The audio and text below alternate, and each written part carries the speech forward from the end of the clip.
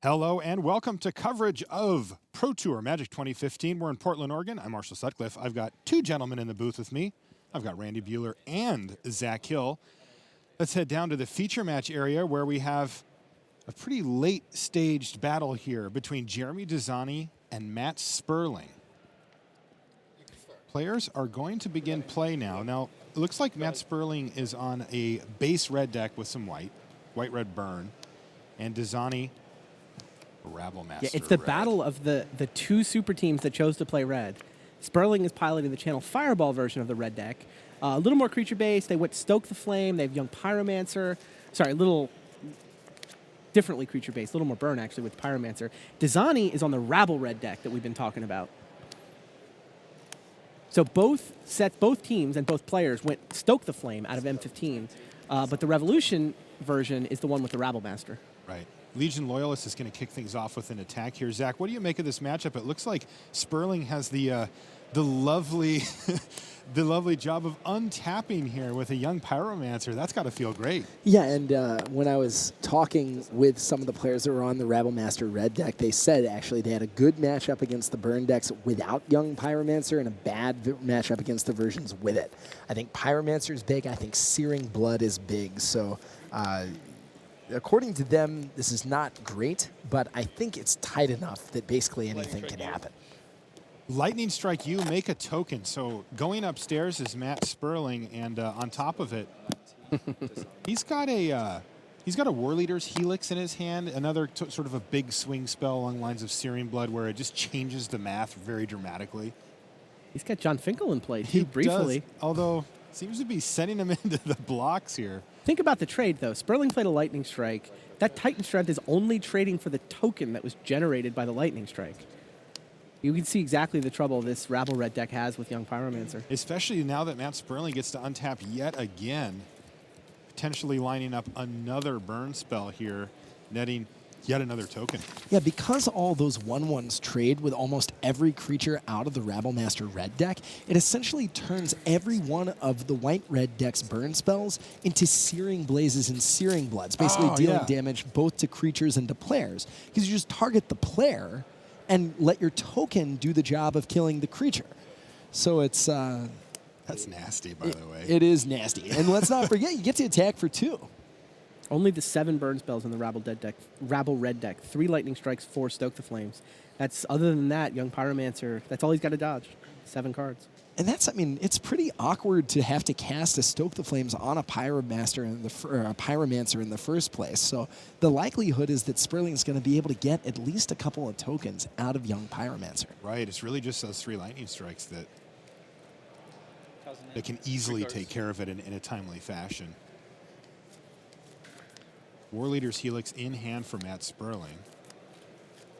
Helix, yet another card that's just huge in this matchup, providing a big tempo boost to Sperling, dealing damage in big chunks, and again, giving him a token. Stoke the Flames as well in hand for Sperling, and thanks to the Young Pyromancer, he's going to have a pretty formidable board state after firing off both of these. I kind of like the interaction with Young Pyromancer and Stoke the Flames too. You can use one cheap burn spell to make a token and then fire off a Stoke. Here's War Leader's Helix. He's going to take 2. And it looks like Mutavault is going to be the unfortunate recipient of the War Leader's Helix. Make a token. John's back. You know, I don't really hate going to the head here. Like, if you're Sperling, you've got 8 out of 13. Really only need 2 more burn spells and allow your tokens to do defense. But with that Pyromancer off the battlefield, Sperling, I think, recognizing that getting rid of the Mutavault keeps Dezani on 2 lands, holds off Rabble Master, makes it harder to cast Stoke the Flames. So yeah, that was a response there from Dezani. Well, Sperling responded to the Mutavault activation. Right. He wanted to make sure he got his Pyromancer token before the Pyromancer could get killed. Right, and then in response to the War Leader's Helix, Jeremy Dezani stoked the flames with his creatures. So no attack on that turn, but he was able to use his creatures to his benefit. And of course, Sperling not blocking that turn either because of the Legion Loyalist giving trample and first strike to his there was no attack. They were all tapped. Oh, they were tapped for Stoke. Excuse me. Yeah. But that could be relevant here as well. We've got 2 different Legion Loyalists there and only a token for Matt Sperling. So Doesn't look like he's going to be able to do much blocking this game. He's going to have to take a different route to victory. Jeremy Dezani, of course, ranked number 2 on the top 25 pro rankings. Yeah, he's really close to clinching Player of the Year at this point, too. So basically, at this point, Stanislav Sivka and Owen Turtenwald are the people that can hypothetically catch him. They both have 4 losses, so they're both trying to win out and mise a top 8 on tiebreakers. If that doesn't happen, Jeremy just wins. Okay. He can win it today if neither Sivka or Owen Turtenwald make the top 8. All right, here's Rebel Belt Maka in response to a Mutavault block, but once again, Stoke the Flames comes into play and is actually going to get a nice 2-for-1 here, Zach. Yeah, that's huge. I mean, normally you're going to want to be able to use Stoke the Flames to go to the face. Dezani's still sitting at 12 life. But being able to deal with the Maka and the Loyalist, not only getting a 2-for-1, but preventing that other Loyalist from turning on. A pretty big moment for Sperling is now the token can play defense if he wants it to. He's taking way less damage. Or he can get on the offensive and take a big chunk out of Dezani's life total. Right, Dezani's back on the board here with the Rakdos Cackler, so he's back up to the requisite 3 attackers. Now, I'm curious, Randy, what does the route to victory look like for Matt Sperling here? Right now, he's got a Mutavault and a 1/1 token. He's used up most of his burn spells. I think he's just got a shock left in his hand here. Yeah, and Dezani's still at 12. It's not clear if Matt's deck ever actually runs out of burn spells. We talked about how Dezani plays 7. Yeah. Matt plays 27. The top of his deck is full of burn spells. So, I mean, he's buying turns. Like when he convokes, he gets a 2-for-1. He buys himself, 2, 3, 4 top decks by just slowing down the offense on the other side. All right, there's the That's namesake plan, card, yeah. the Rabble Master, but Shock is going to take Rabble that down. Master must die. I mean, that will end the game in a hurry. I respect Sperling's discipline there, waiting on the Rabble Master. He could have main phased Shock so as to not walk into Titan's strength, but saving it for the Rabble Master that Dezani's had in his hand since the beginning of the game. All right, here's Huge Lightning play. Strike. Now this one's just going to get a Burning Tree Emissary out of the way, but that's going to clear the way for Mutavault and Token to get in and drop Jeremy Dezani down to 6. So we see the route now. Attack a few more times with his Mutavault and the Token. In the meantime, back at it with the Burning Tree Emissary, and the board is replenished. And you said it, Randy. His top of his deck is just full of burn spells. He just drew Lightning Strike on the last turn, and now, what was that, a War Leader's Helix or a Stoke the Flames or something? Wow. Stoke the Flames. Get that thing out of the way. Hit you for 3. One more hit with that creature force, and Jeremy Dezani will be dead. I mean, the temptation is to look at this and be like, wow, Sperling's top decking. It's crazy that he keeps drawing this off the top of his deck, but that's like literally half his deck. Yeah. All right, same sequence over and over again here. And there it is. Wow. Right off the top again, 3 in a row. This one's Boros Charm, and he doesn't have to fuss around with the creatures. He aims it right at Dezani's face and takes the first game of this 3-game match. All right, we're going to jump over to another table right after these messages. Hunt Bigger Game. Magic 2015 is now available on Magic Online. Start your hunt by downloading the new Magic Online client at www.mtgo.com. If you dream of playing on Magic's international stage, head to your country's World Magic Cup qualifiers. These events are held across 3 weekends in August and September, with the winners earning invitations to the World Magic Cup in Nice, France. Visit wizards.com/WMCQ for more information. All right, back in the feature match area here in Portland, and we're going to jump over and take a look at William Huey Jensen versus Pat Cox, 2 Americans here. Randy, how well set up are our players? They're both at 11-2, or excuse me, Huey's at 12-1, and Pat Cox is at 12-2. What are they, or 11-2? What are they looking at for the top 8 here? Huey needs 1 point. I believe he offered a draw to Pat Cox at the beginning of this round, but I'm not at all surprised that Pat turned it down. You may actually see a situation in this match where if Pat is, about to lose, Huey might still just let him draw, because all Huey needs is 1 more point. Pat needs a win and a draw. Okay. And Blood Baron of Vizcapa. Protection from black and white, but pretty good against a green and red with a little bit of white deck, as it's big enough to hold off both creatures and get him back the life that he lost due to the early onslaught. I mean, you said it's black and white, and both of them are white. So it turns out these gold decks touch a bunch of different colors pretty often, and you'll see this, here we go again, right? Yep. Same exact thing. Boros Reckoner, of course, white as well. Oh, goodness. And the attack from Blood Baron, Pat might be saying, okay, I can get in next turn, but another Blood Baron. Jeez. I mean, short of an overloaded Mizium Mortars, there's not a whole lot of ways to beat that. Wow. I do love Pat's deck here, though. I mean, I wonder if he has something like a Brave the Elements to try to push through. Oh, he does. He does have that. Have you card. met Pat Cox? He always has Brave the Elements. He carries one in 4. his wallet. It's funny. I saw a funny Twitter exchange earlier today where Pat's teammates on Channel Fireball were giving him grief. Like, why didn't you tell us your deck was good? To which Pat's response was, only every day for every week of the last month have I told you my deck is good. So, Randy, if Pat Cox gets a top 16 here, he's going to be gold. Oh, nice. And I know that, that was one of his big goals coming into the tournament. Sure. Does that change anything for him down the stretch here about how he approaches things like what we talked about earlier where he was offered a draw? Does he start aiming lower than top 8, or do you just sort of grit your teeth and go for it? Now, you still want the top 8. It doesn't actually, those goals are pretty well aligned. Like, everything that you would do to make a top 16, you would do to make a top 8 until, possibly the last round. You could play it out, hope for tiebreakers, or you could take the draw. You might take the draw in the last round. And it looks like... Huey takes it down on the back of those two Blood Barons. Looks like we've got massive shuffling here. There's only one table. I see Ben Friedman over there. And I believe that he's playing Greg Orange. If I can see correctly. Ben the Citrus Assassin. The Citrus That's what his Assassin. friends call him. I'm not kidding. Well... Hey, if my last name was Orange, I'd make my friends call me that, too. I can just call you that, Marshall. You can? Sure. In. Citrus Sutcliffe. Doesn't sound nearly as cool.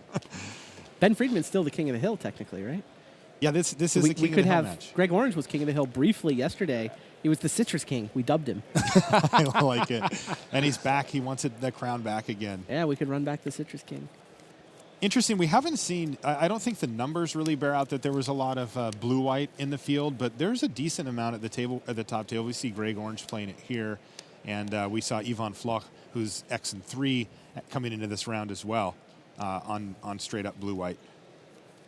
Yeah, I actually found the field to be quite diverse. Like, everything's here that was expected, but nothing is dominant. Even the Black Devotion deck, which is the most played, is only at 17%.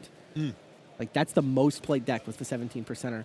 And then you do see things like, there's a red-green Devotion deck running around that the MTG Mint guys are playing. There's several takes on the red deck. There's Pat Cox with essentially green-white aggro. I guess it's got a touch of red as well. Yeah, for the Gore Clan Rampager and one Boros Charm just to get the combo in there if you can. Sure.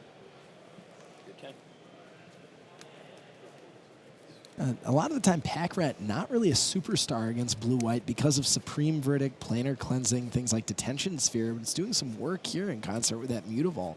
Do we know if Greg Orange is on the Planar Cleansing version without the Detention Spheres, or if he's on the more traditional version that doesn't run Planar Cleansing but runs Detention Spheres instead? He is on Planar Cleansing. 4 Quickens. Fully 4 Quickens to go with the 4 Revs and the 4 Planar Cleansings. Okay. Why don't we head back to our main feature match? Looks like they're ready to go. Jeremy Dezani and Matt Sperling have resolved their mulligans. And why don't we head down there right now? So we talked about the fact that Dezani clinches Player of the Year if none of the next couple of guys make the top 8. He also clinches Player of the Year with a top 16 finish.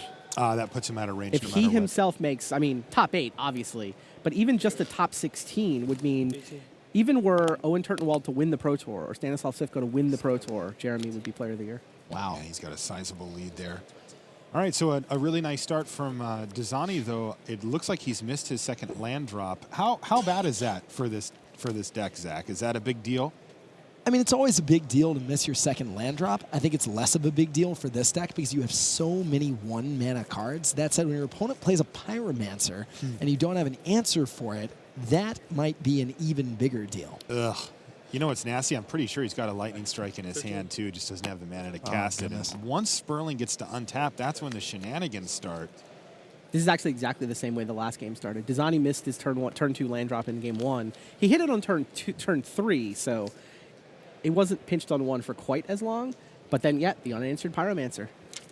Sperling's got double Lightning Strike Searing Blood. An interesting Chandra Pyromaster, too, which probably does a ton of work against the deck like the one that Jeremy Dezani's playing. Yeah, by +1ing that card, you essentially just kill any creature and deal a damage, too. That does seem nice. Inside combat for attackers. All right, here's Lightning Strike. This is before attackers were declared. Of course, Matt's doing this to prevent any type of battalion triggers from happening. That won't stop Jeremy, though. He's just going to battle in there with both of his creatures. And Titan Strength is going to save his Legion Loyalist. That card went to the bottom in a hurry. Non-land, right? He's just digging for lands here. Yeah, and this Chandra, not even doing that. All right. Oh. Is that a Satyr Fire Dancer? Yes, Satyr Fire sir. Dancer, meaning I think 6 damage to Dezani this turn. Holy smokes. Oh, and the Pyromancer will attack. And Dezani's still just staring at that lone mountain. Is it too late now? He draws a 2-drop. He doesn't have it. Has to extend the hand. Matt Sperling Wow. now is 11-3 here. Yeah, that was the match. Wow. Sperling, a win and a draw away from top 8. Dezani now amongst the X4s who were kind of hoping somebody sneaks in at X4, but that may have just knocked him out of top 8 contention. Checking out Sperling's sideboard, we've seen a lot of burn decks, but this is definitely a pretty innovative version. You got Pyromaster, we've got, the 12 main deck spells to deal 4 damage. I mean, a lot of the time when you're playing burn, your average is like 2 or 3. You can end games in a hurry. Yeah, I mean, the truth is with the red aggro decks, you want to be on one end of the spectrum or the other. There is this sort of continuum, like how many creatures, how many burn, are you red-white? You really, though, you want to either overload them on creatures or have very few creatures. And I think Sperling only has, 9 creatures in his deck? Yeah, he's got like Chandra's, Phoenixes. 4 Phoenixes, 4 Pyromancers, 1 Eidolon of the Great Rebel. Yeah. Only the 9 creatures in his main deck. So he's all burn, and then the Rabble Red guys are pretty much all creatures. So good illustrations of both sides of that spectrum. All right, jumping back over to Ben Friedman versus Greg Orange. And we don't have life totals, but it looks like Greg Orange has about 100 cards in his hand by a quick count. I see a bunch of land and a Sphinx's Revelation on top of the graveyard, so I'm not sure we need life totals. Was that a Darksteel Ingot that he's going to be discarding? He does play 1 Darksteel Ingot. It's not clear there's a deck in the format that can win once the blue deck has a dozen lands and Sphinx's Revelation. Attack you. Yeah. So Jace triggers, he's looking to take 2 damage, but here we go. This to me is always a sign when the game is effectively over, is when your opponent just starts using Azorius Charms just to put anything on top of your library to blank your future draw steps. Yeah, and that Syncopate deals with a demon. We've got Mutavault on the board, but that's basically the only threat. And Jace at 5 was, grip full of cards. Right now, the focus is just on ending the game as soon as possible. That's right, and that can take a while. These blue-white control lists are, they have shaved down the win conditions to very few. Usually there's like an Elspeth. Right. Aetherlings aren't even in there a lot of the time. Yeah, we saw from Flock 4 Quicken, but only 1 Elspeth, and even that was coming out of the sideboard, 2 Mutavaults, and that basically and a Jace. You're right. Because we actually saw him. Jace Adept. We saw him ultimate Jace Architect of Thought against Finkel, too. Architect can do it right by taking one of their threats. Yeah. But he does have a Memory Adept in the sideboard to mill you out if you want to get there. But you're right, the ultimate's a win condition. Yeah, the main deck, Greg Orange, 1 Elixir, 2 Jace Architect of Thought. Wow, so Here he is has the 3 Mutavault, to be fair. But no Elspeth. There's no Elspeth, and there's also no Aetherling. That's what most of the planar cleansing list will do. Yeah. They don't run the Elspeth because, you figure Jace is often you just get the cards and he's gone anyway, so he's not going to get killed by your planar plate. You were talking about a spectrum with those red decks. And, when it comes to the control decks, we see this too. There's on one end, there's these tap out lists, and Greg Orange takes them that game where you're kind of, staying alive for the first few turns and then play powerful thing, and kind of just overwhelm your opponent. And then there's decks like Greg Orange's on the full end of the spectrum that are, essentially all answers. Yeah. Just draw and say go. And I think that's one of the reasons we see 4 Azorius Charm, 4 Quicken. Yeah, the 4 Quicken is definitely the tech that lets you just never tap any mana on your turn. That's a pair down matchup, by the way. Ben is actually on X2. So, yeah, he's currently the king of the hill, right? He gave Huey his only loss. That's why he's held on to the king of the hill table. Greg Orange on X3, though, so he's got a little more work to do. Ben can lose this match and still be right in the thick of it.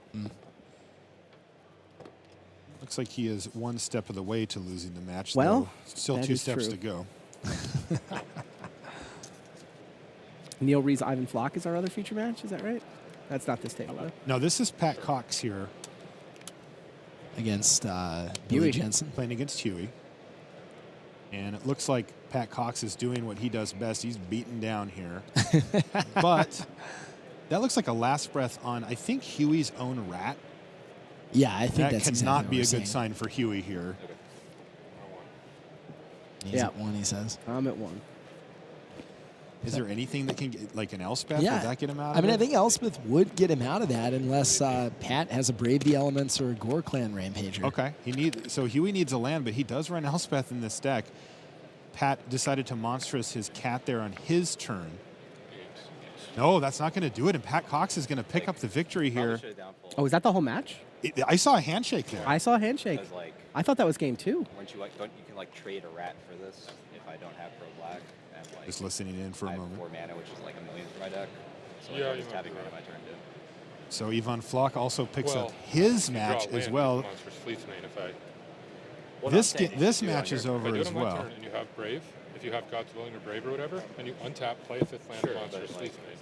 I mean, wasn't the intention there to like block with this, block that if I attack with this? I think if you have, I think I can't beat this card, but I definitely can't beat this Monstrous with my hand. Okay. I don't know. It could be. I was a just mistake. wondering what happened. It could be a mistake, but that's the No, I reason. mean, okay, that's a fair reason. Yeah. Interesting post-game chatter there from those two players. Sometimes we just like to Wow, let them do so- the commentating for us. Pat Cox, you're talking about Yeah. top 16. He's a point from top 8 now. Wow. He's now tied with William Jensen at 12-2 with 2 rounds to go. So he can get a loss and a draw is good enough. Both of these guys are just looking for 1 point in the next 2 rounds. Now, when I talked to Pat earlier yesterday, he said, like, I'm aiming for gold. It's going to take a lot. It's needed a top 16 to get gold, but now you can start thinking about platinum. Like, is it going to take a win here to do it, or can he just make the finals? Like, oh, it looks like we're going to jump back over to the only match running, by the way, Greg Orange versus Ben Friedman. I'm just so excited to see Pat do so well with the deck he's been championing for ages. Literal years. Sure. Sure.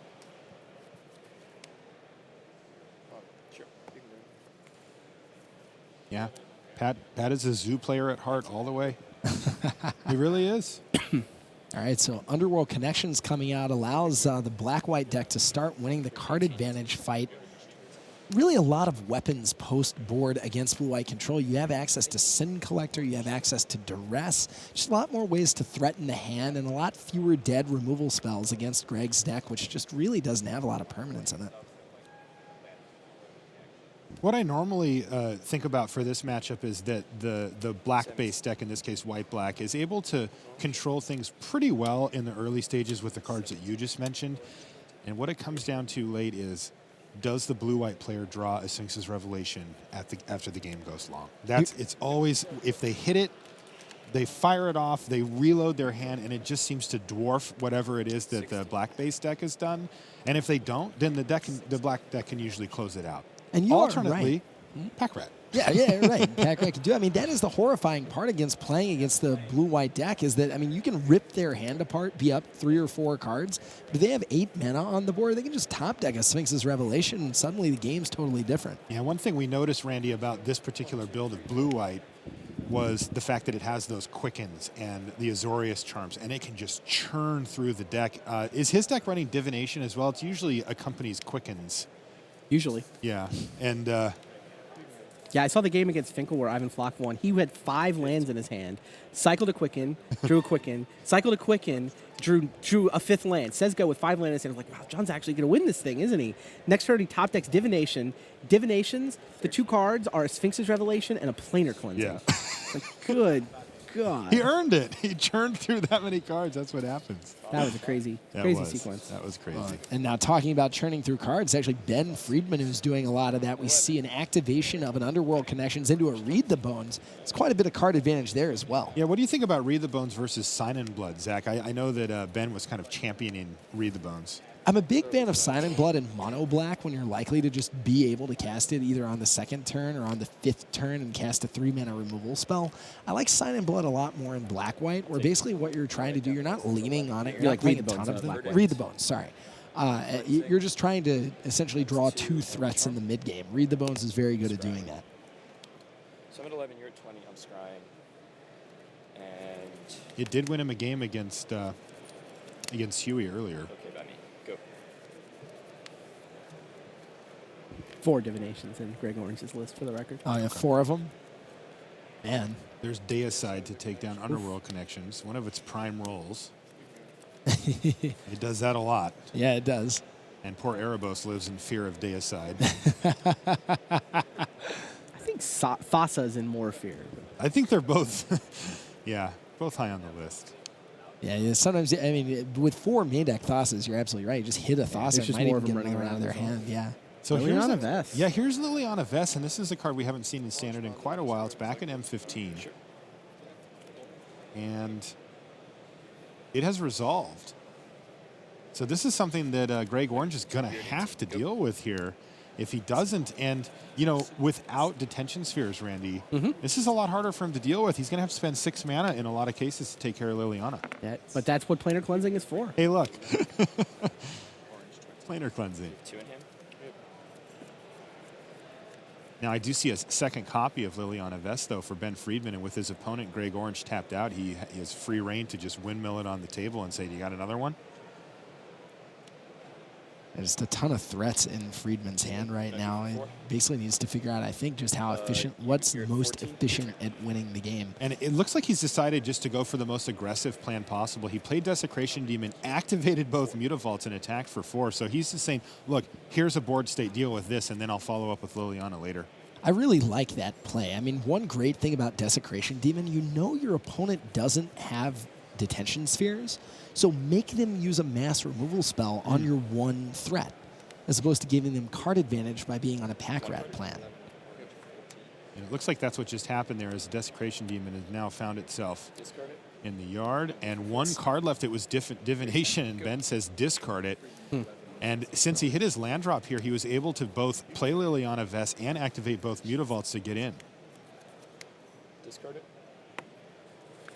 And it's a Deicide hitting the bin here, as Liliana Vess looks like she might be taking over the board here. Of course, the Mutavault's still applying pressure, dropping Greg Orange down to 6. Greg is up a game here, though, so he's got a game to give, but there's even more pressure. Now a Mutavault plus, either Mutavault plus the Lifebane Zombie. Actually, just straight up any 2 creatures at all from Ben Friedman's side here will kill him. And Ben says, did I win? Am I winning? Greg seems to be tanked here. He's drawn Jace, so he's doing combat math. It's not enough. Yeah, he was just thinking about whether there was anything he could draw to get out of it. Decided there's not, so I have no reason to show my opponent what I drew that's a little more, any more about my deck. Right. Even if he pluses Jace, he's still taking exactly lethal there. So he's thinking about, can I minus Jace and draw something? No. So whatever. Don't give him any more information. Right. Let's just go to Mutavaults game 3. win that one again. So off we go to the next game here. I really love the aggressive use of Mutavault. I think one other reason for the 4 Quickens, besides the ability to just churn through the deck, is actually to be able to deal with the card Mutavault, right? Without having to play something like Pithing Needle that turns off your own Mutavaults. So, absent that, Mutavault just really one of the best possible threats against the Blue-Eye deck. It's not like they can block it. No. And they can quicken Supreme Verdict. I've seen more Mutavaults die to Supreme Verdict today than I feel like I've seen in the last year. Interesting, though, guys, to see Liliana Vess there. She's back. What do you make of that, Zach? Like, are we going to be seeing Liliana Vess in Standard, or is that kind of one of those exception-type cards? I think Liliana is kind of a fixture. It's going to be a constant 2-of in sideboards, maybe the occasional 1 in the main deck. You know, when it came out, it was sort of viewed as one of the weaker planeswalkers, but Liliana hits the battlefield, takes up to 6 loyalty. That is a lot of loyalty, and even if it gets hit by something like a Hero's Downfall, you've gained your card advantage with the +1, or essentially you've probably gained card advantage later with the tutor effect. So in any sort of mid-range fight, Liliana, if you're not under pressure, is going to change the pace of the game. So I think she's here to so much stay. loyalty. You know, I think people like to talk a lot with Planeswalkers in terms of, does it protect itself, right? Does it make a token or kill a creature or bounce something? But there is definitely an argument to be said for just putting a huge amount of loyalty on a Planeswalker, that's enough protection in and of itself.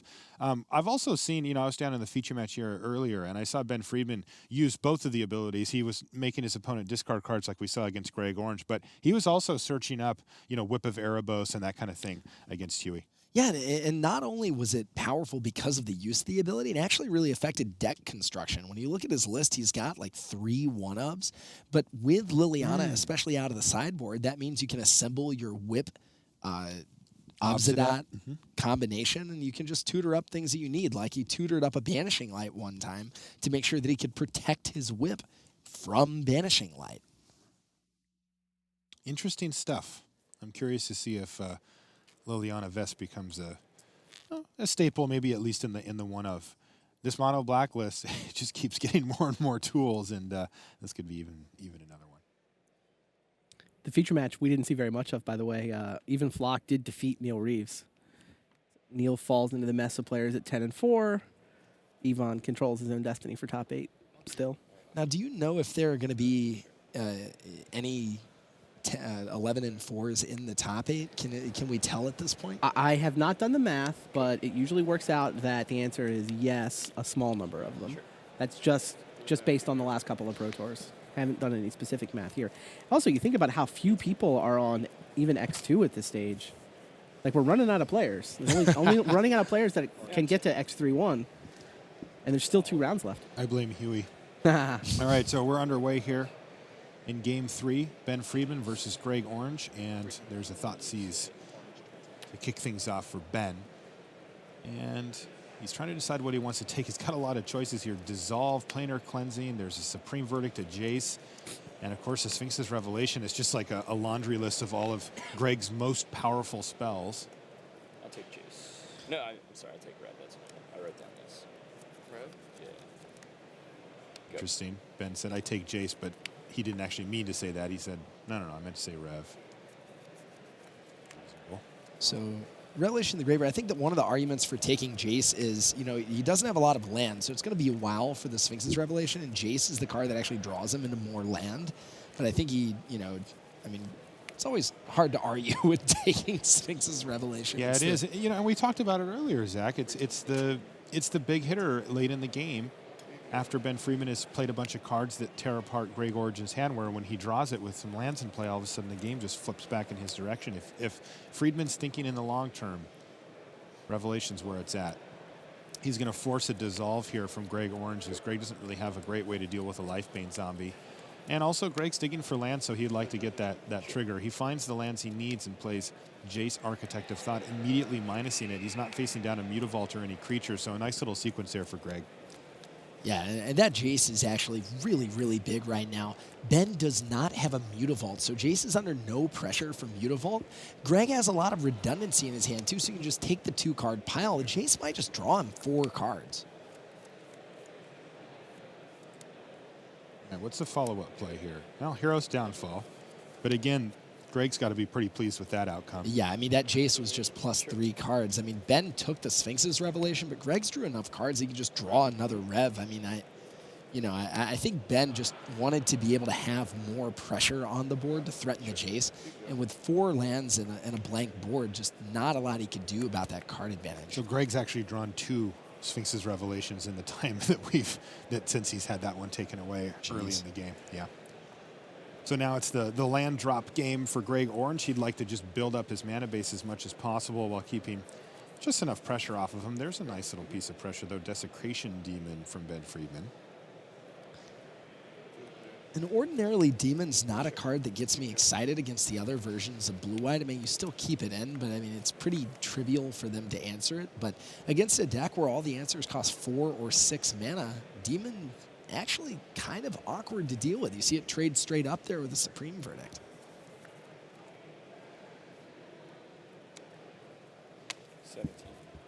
All right, so here is a Underworld Connections.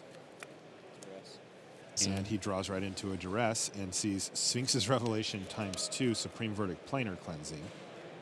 So the shields, they are up for Greg Orange. Yeah, and if you're Ben, I mean, I admire his ability not to be tilting hard. If you take a Sphinx's Revelation, get a duress in the mid-game right before your opponent can cast a Rev, and then just see 2 sitting there in his hand.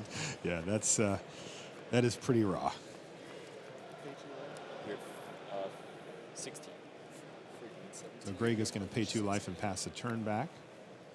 It looks like he took Planar Cleansing, I think, just to say, like, okay, I can ride my Underworld Connections and not worry about those going away. Yeah, he definitely wants to defend his Underworld Connections. And he does. He finds a Thoughtseize the next turn thanks to the Underworld Connections as well. And takes one of the Sphinx's Revelations away. Interesting, Greg Orange, you know, Randy, he can dissolve there to protect his Sphinx's Revelation, but he decides not to. It looks like he's really dedicated to just firing one of those off this turn. Yeah, that's why he paid the life on that land, was he was planning the Sphinx's Revelation. So he's not really paying 2 lives, kind of paying 1 life. You know what, paying 1 life for a card turns out to be pretty good. Have you ever done that? A time or 2.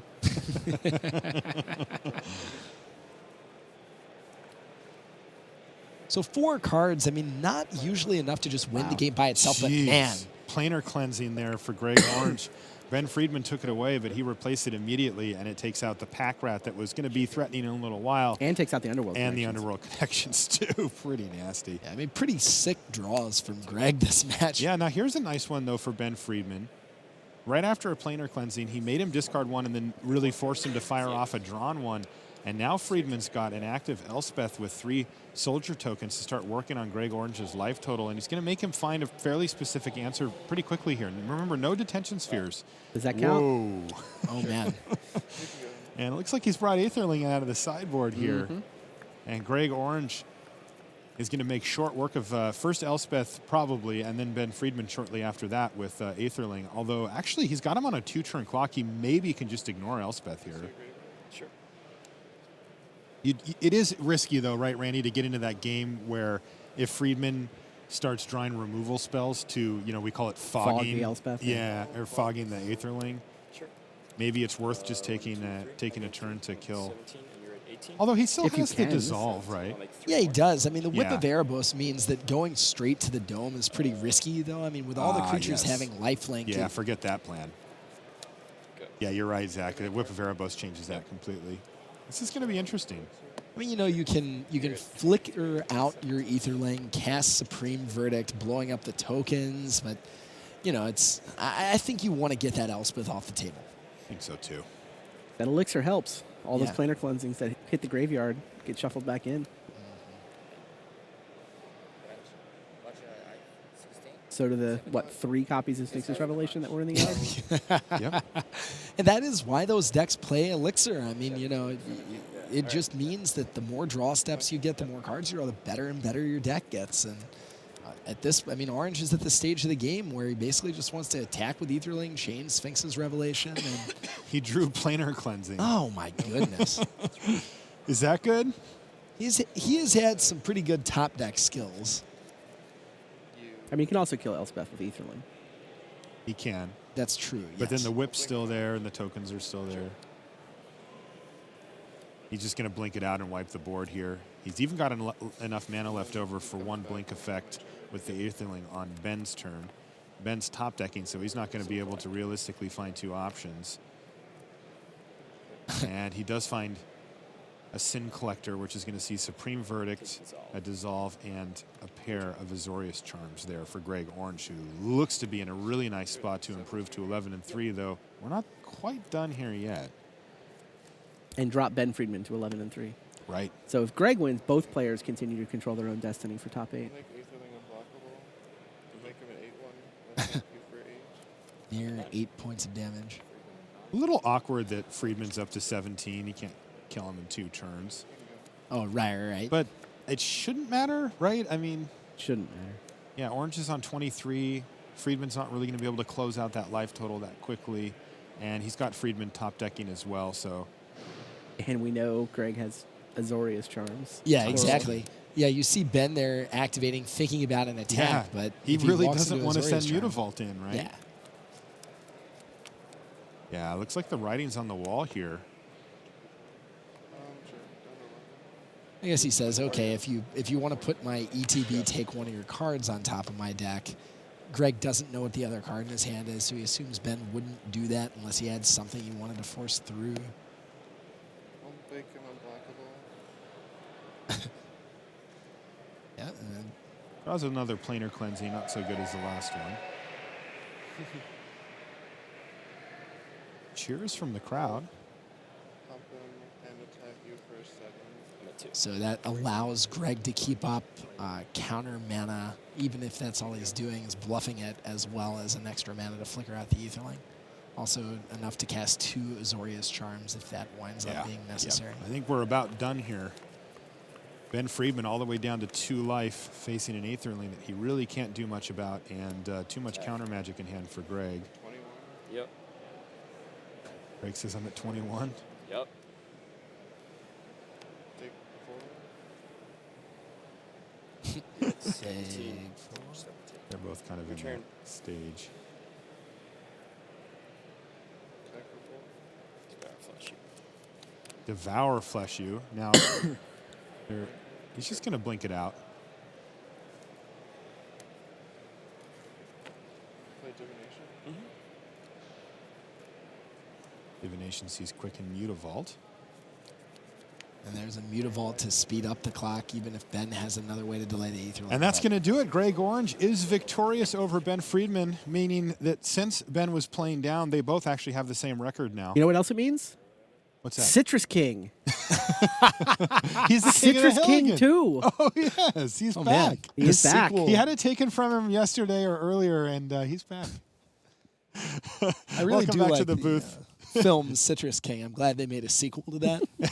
We might get have to to watch pick it that here up. live Yeah, and unfolding. exactly. Randy Bueller, Zach Hill, Marshall Sutcliffe. Great stuff down there. You mentioned it earlier, Randy, lots of different decks represented in the feature match area Indeed. here and in the tournament in general. Yeah, no, I've been enjoying Standard. Have you seen the Red-Green Devotion deck yet? No. Suchin Quo's playing it, Li Shiqian playing it, sort of the MTG Mint guys. And Suchin Quo, he was on table 1 last round. So those guys are having a lot of luck there. Nykthos powering out Genesis Hydras. That was kind of what people with Nissas in the deck. That was one I was hoping was going to show up. And those guys have a really nice version of it. Is it running the Hydra? Genesis Hydra. Yeah, not that Hydra. The uncounterable blue. Miscutter oh, Hydra? yeah, you sideboard Miscutter Hydra. You Thank sideboard you. Miscutters. Everybody at against home's the blue yelling deck. at the screen, Miscutter Hydra. I heard you. It actually came through here, but they sideboard those in Yep, and can make absolutely. just arbitrarily, 7/7 or whatever. It's pretty nice. Yeah, I saw a few of those in the feature match here. I wasn't sure what deck it was in, but it looked pretty good there.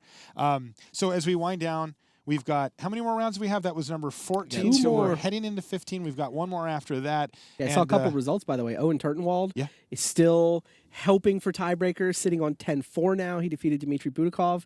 And Martin Yusa is in that 10-4 scrum as well. Is he really? Oh, yeah. Interesting. I agree. Okay. All right. So we've got an interview with Rashad Miller down on the feature match area. Hi, I'm Rashad Miller, and I'm here with Greg Orange. Now, first, I need to clear something up because I hear a lot of Citrus Assassin going on. So I need to know, is this truly a nickname that has come from, your community, or is it something that Marshall Sutcliffe just made up? Actually, a friend of mine made it up several years ago, just at F&M. So, yeah, it's been my nickname for a while, but not many people actually use it. Well, that may change. Now, you're going to X and 3, 11 and 3, so top 8 is still in your grasp, and it's in your destiny. How does that make you feel? I don't even know where to start, honestly. I wasn't expecting to, be here right now, so I'm, really excited. Now, I know that top 8, aspirations for making a top 8 of a Pro Tour are important, but what's more important, you got back the crown. You're king of the hill again. Tell me how that makes you feel. That's hilarious. I could get it. So I got it back, really? Oh, that's awesome. Hopefully I'll be able to hold on to it this time, all the way to the end, maybe. Hey, if you hold on all the way to the end, you know what that means? That means you won the Pro Tour. So I'm Rashad Miller. That's Greg Orange. I'm going to send it back to the booth. The Citrus Assassin indeed. All right, so Richard Hagan awaits. He's over in the news desk. He's ready for us. So why don't we send it over to Rich right now? All right, thanks very much to the guys. I'm sorry, Citrus Assassin, the game's over. That's the best nickname for a Magic player ever. All right, well done to Greg Orange. Matt Sperling, 11-3, Dezani, 10-4. Pat Cox, 12-2. Jensen, 12-2. Even Flock is up to 11-3 at the expense of Neil Reeves, who's now down to 10-4. Marcio Carvalho is also 10-4. That means that Jackson Cunningham has gone up to 11-3. Owen Turtenwald, remember, he went 7-0 yesterday, so his tiebreak's pretty reasonable. He's at 10-4. He has definitely eliminated Dmitry Butikov, the noted Magic Online favorite, 9-5. And Christian Seibold will not be adding to his Pro Tour top 8 tally. He's at 9-5. Martin Hughes is still in the game, just about, at 10-4. So we've got a dinner break coming up. We've got a deck tech coming up. We've got Ask Us Anything with Paul Reitzel. It's still not too late to get your questions in for Paul, for BDM, for myself. That is using the hashtag PTM15. That's coming up in just a little while. But we're closing in on the last rounds of Swiss, and we want to get through the inside R&D, lifting the lid on the behind-the-scenes stories of Magic 2015. So, if memory serves, we're about to go green.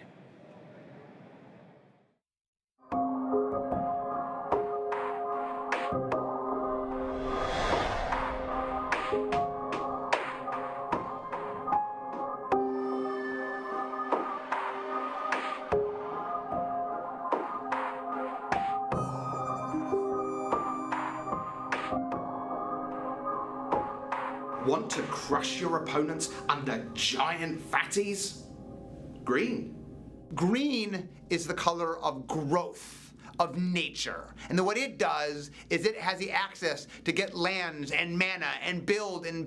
So it can get out huge, giant beasts and creatures so that it overwhelms the opponent.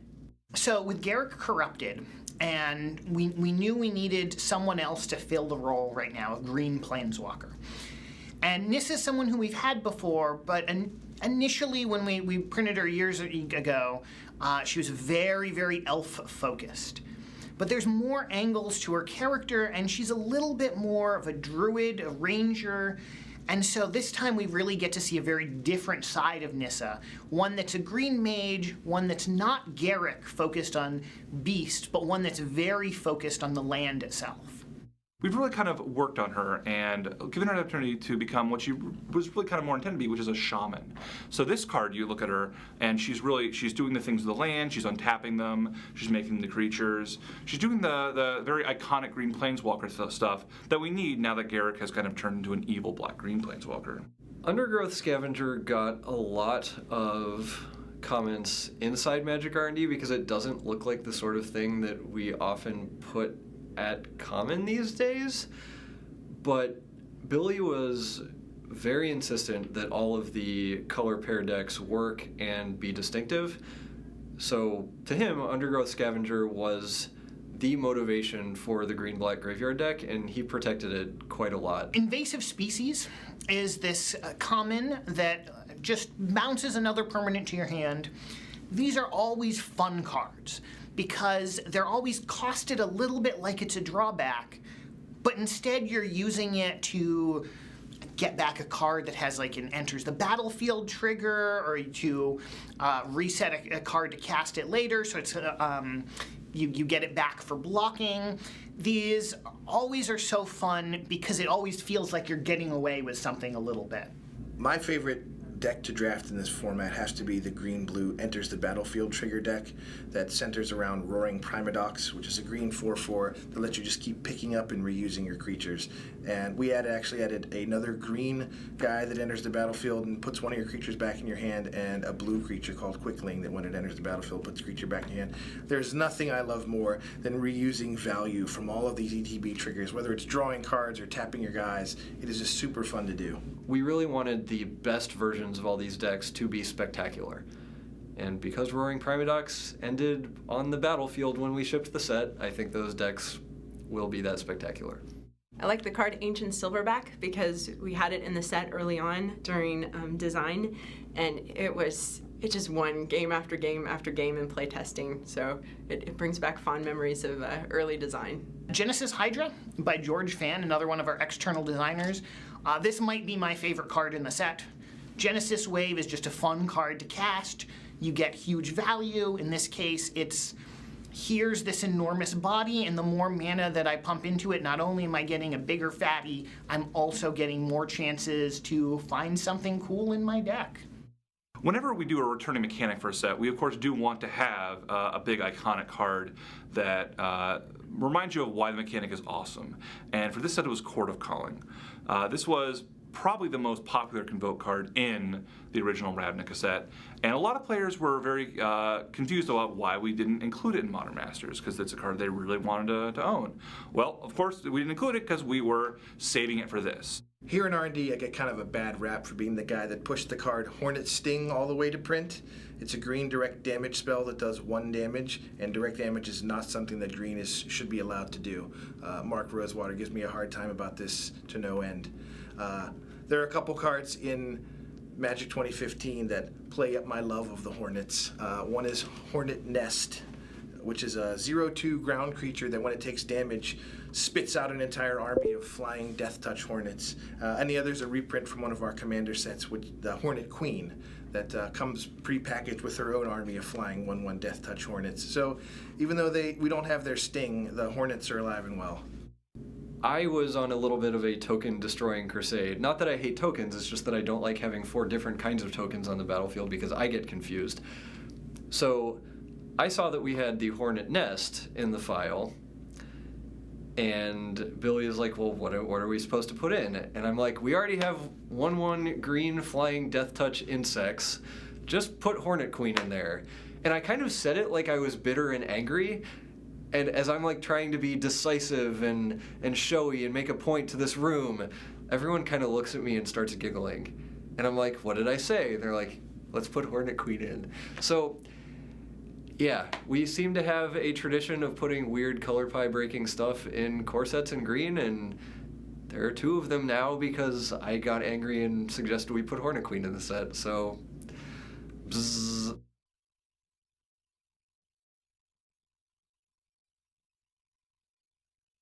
All right, welcome back to the news desk. I have a huge result that has just arrived at the very back end. That is John Finkel over Craig Wesco.